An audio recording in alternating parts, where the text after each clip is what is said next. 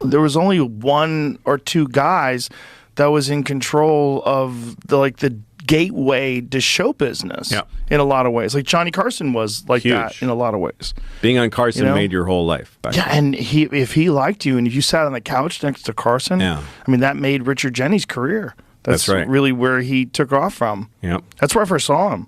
I used to Tonight watch The Tonight Show specifically just to watch the stand-ups. And Rich Jeni did a great thing I'd never seen before, which is he did one subject set about Jaws 3. Oh, but he could do that, though. He did. But that set, if you ever find it, just him talking about Jaws 3 for 5 minutes. See if you can find it. It's the greatest. Richard Jeni was the very best at squeezing all of the material, all of the... Here we go. I'm glad you're all in a good mood tonight because that's important for a young comedian who's making his very first appearance on The Tonight Show. And Richard's going to be seen this September on the annual Young Comedian Special on HBO. And he'll be performing in New York City at Caroline's at the Seaport, August 11th through the 14th. Will you welcome, please, Richard Jeni. Richard! Nervous as fuck. Look at him. Look at that suit. Yeah. Thanks. Hello. Hello. You're in a great mood. You like this suit? Do you think I should have worn this?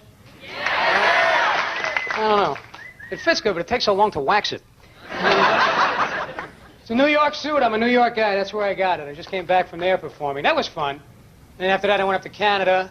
Canada's just like New York backwards, isn't it? You go up there, everybody's going, how's it going, eh? Then you go back to New York and the people, hey, how's it going? It's like the same thing.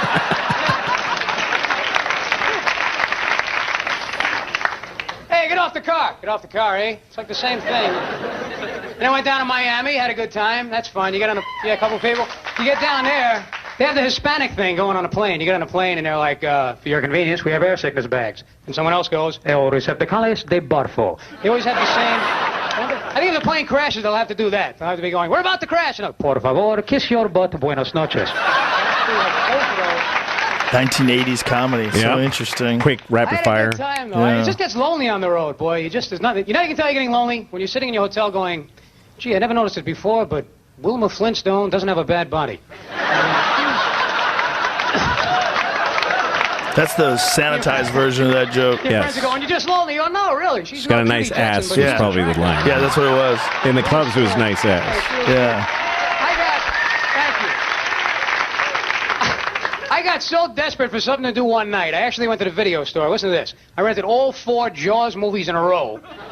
This is a low point in your life. When it's like 4:45, you're watching Jaws for the Revenge. That's the title, Jaws for the Revenge. And you're sitting there going, this shouldn't be the title. The title should be, here's a fish, you're stupid. That's the title. You ever see a movie like so bad that they just slap you in the face with how bad it is? You can't even pretend. You go, you know, maybe this movie isn't that bad. I'm not wasting my life. And they just go, yes, you are. Are you sure? Absolutely. Look at you. It's 4 in the morning. You're sitting there with one sweat sock and a burrito watching a shark that only kills one family out of an entire ocean full of perfectly edible people for no reason that we ever explain, and you won't turn it off because you think it's going to get better. You sit there, a movie. I'm still in pain from this. A movie so stupid that no matter how stupid, you couldn't be stupid enough to enjoy it. I mean, let's say you have no brain at all. Let's say you're sitting on your bed, here's you, a bucket of popcorn and a spinal cord, that's it. Even your spinal cord does go, hey, hey, hey, hey, hey. I'm not a brain, I don't have thoughts, but what is going on here? The mother of the family, check this out, has 3 people in her family eaten by the shark in 1 week. So a genius in her own right, she comes up with a plan. She says, well, shark is obviously after our family. Can't put anything over on me. There's only one thing to do. We'll have to leave town. And you're going, leave town? But wouldn't an apartment building be sufficient protection from the average shark? I mean, even if he's a really ambitious shark, right? Let's say by the time he gets to the apartment building, parks in the guest spot, explains himself to the doorman, come up in the elevator, you would most likely smell fish and run. No, the mother is leaving town altogether. And you sit there. And you're going, but why doesn't the mother just not go in the water? Wouldn't that make more sense? And they go, well, ordinarily, yeah, but this is stupid. You see, in the stupid movie, everyone's stupid. The mother is stupid. The people that made it are stupid. But none of them are as stupid as you, because it is now 5:01, and you still think this is going to get better. So now, I mean, And look at it, in his head, he's like, I am destroying on Fish Carson. is coming up with plans to kill these people that the CIA couldn't figure out. I've caught fish. They're not that brilliant. They don't even make any noise when you're about to kill them. You ever see a fish come up on a hook like... If they had any brains, they make noise, you wouldn't be able to kill them. They'd be going, ah, ah, ah! And you have to go, whoa! Start the boat, I'll get a burger at the dock. Did you see what just took place over there? So now comes a turning point in your life. If you don't turn off the movie now, just do the world a favor, and when the credits roll, get a vasectomy. The mother gets on a plane to get away from the shark, but before she goes, has an affair with Michael Caine. Typical reaction to this kind of tragedy. That's what I would do. Most people would say, gee whiz, 3 people in my family have been eaten by a shark in 1 week. Jeez, am I horny. Man, I don't know.